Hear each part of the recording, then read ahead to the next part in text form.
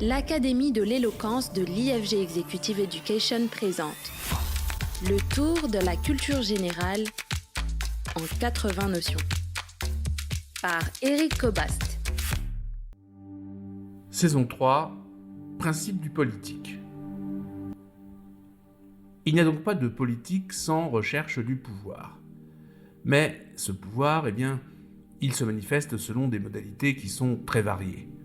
Il peut reposer, par exemple, sur l'emploi expert d'un certain nombre de techniques, de savoir-faire.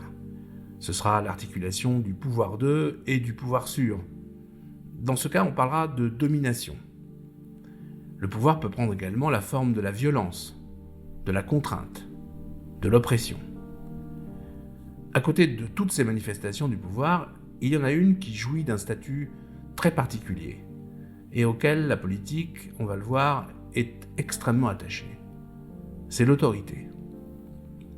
Hannah Arendt, dans La crise de la culture, interroge « Qu'est-ce que l'autorité ?» et elle répond, je cite, « S'il faut vraiment définir l'autorité, alors ce doit être en l'opposant à la fois à la contrainte par force et à la persuasion par argument. »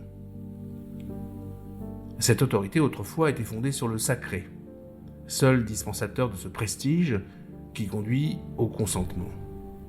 D'ailleurs, autorité vient du sanskrit autas, et autas, ça signifie la force des dieux.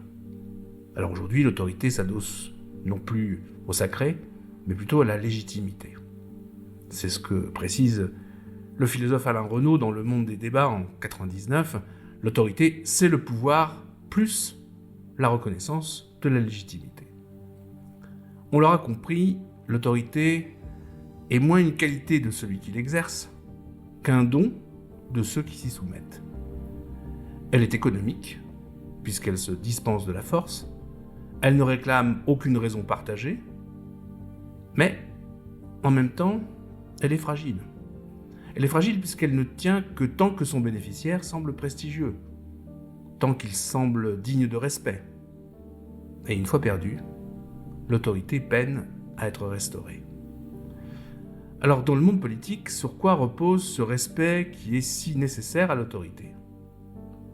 Sur un pouvoir très spécial, sur une capacité bien spécifique, singulière.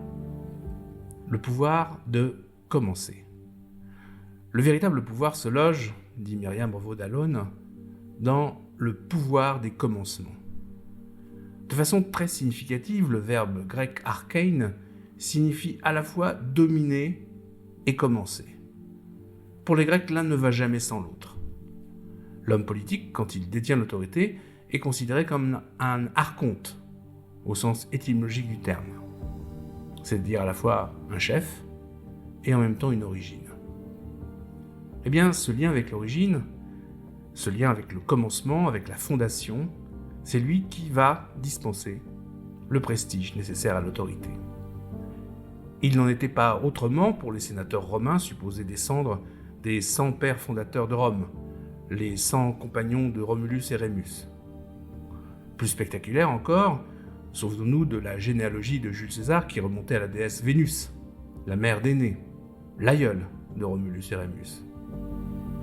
Plus proche de nous, songeons au prestige toujours immense que conserve la figure du général de Gaulle pour nos concitoyens. Le général de Gaulle, un homme à l'origine du Grand Refus, l'appel du 18 juin, non, la guerre n'est pas finie et la France n'est pas vaincue, mais aussi le fondateur de notre République. Voilà pourquoi tant d'hommes politiques, de droite, de gauche, de nulle part, se revendiquent gaullistes, mieux gauliens, pour capter un petit morceau de l'héritage symbolique et surtout de l'autorité qui lui est attachée. C'était le tour de la culture générale en 80 notions par Éric Cobast, un podcast proposé par l'Académie de l'éloquence de l'IFG Executive Education.